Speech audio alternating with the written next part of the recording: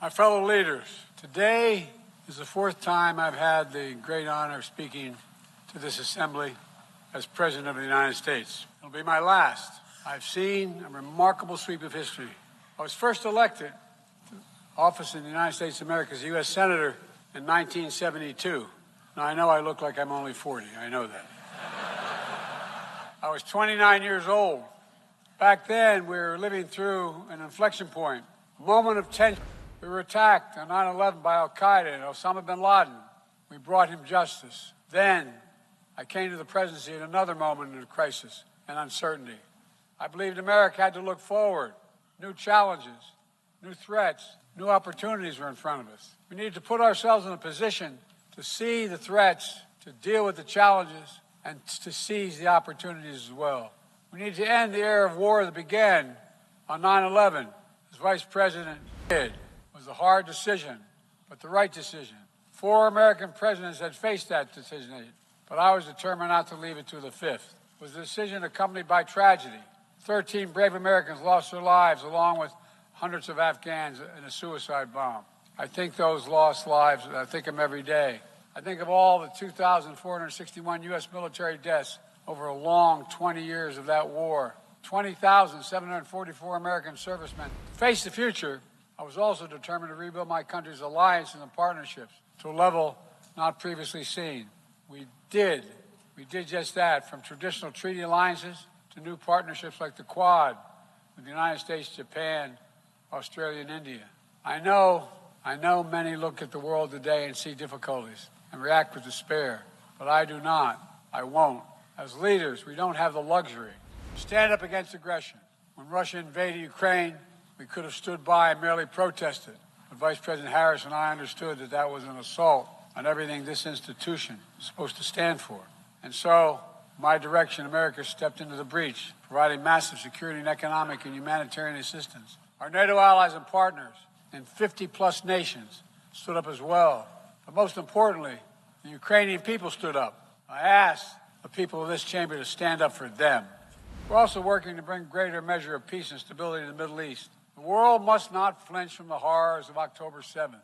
Any country would have the right and responsibility to ensure that such an attack can never happen again. Thousands of armed Hamas terrorists invaded a sovereign state, slaughtering and massacring more than 1,200 people, including 46 Americans, in their homes and at a music festival. Despicable acts of sexual violence, 250 innocents taken hostage. As we look ahead, we must also address the rise of violence against innocent Palestinians on the West Bank and set the conditions for a better future, including a two-state solution where the world, where Israel enjoys security and peace and full recognition and normalized relations with all its neighbors, where Palestinians live in security, dignity, and self-determination in a state of their own. Gaza is not the only conflict that deserves our outrage. In Sudan, a bloody civil war unleashed one of the world's worst humanitarian crises. 8 million on the brink of famine. Hundreds of thousands already there. Atrocities in Darfur and elsewhere. The United States has led the world in providing humanitarian aid to Sudan. And with our partners, we've led diplomatic talks to try to silence the guns and avert a wider famine.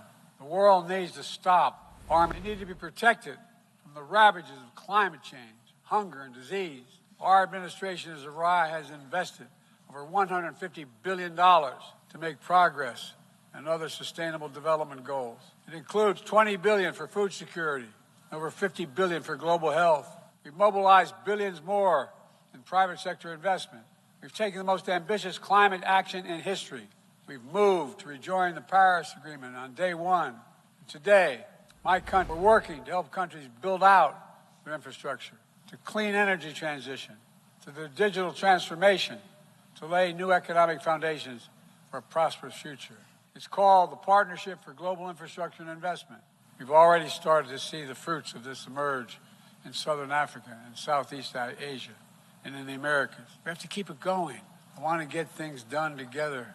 In order to do that, we must build a stronger, more effective, and more inclusive United Nations. The UN needs to adapt and bring new voices and new perspectives. That's why we support reforming and expanding the membership of the UN Security Council. Our UN ambassador just laid out our detailed vision to reflect today's world, not yesterday's. It's time to move forward. We also have a responsibility to prepare our citizens for the future. We'll see more technological change, I argue, in the next 2 to 10 years than we have in the last 50 years. Artificial intelligence is going to change our ways of life, our ways of work, and our ways of war. It could usher in scientific progress at a pace never seen before, and much of it could make our lives better. But AI also brings profound risks, from deep fakes to disinformation to novel pathogens. Even as we navigate so much change, one thing must not change. We must never forget who we're here to represent.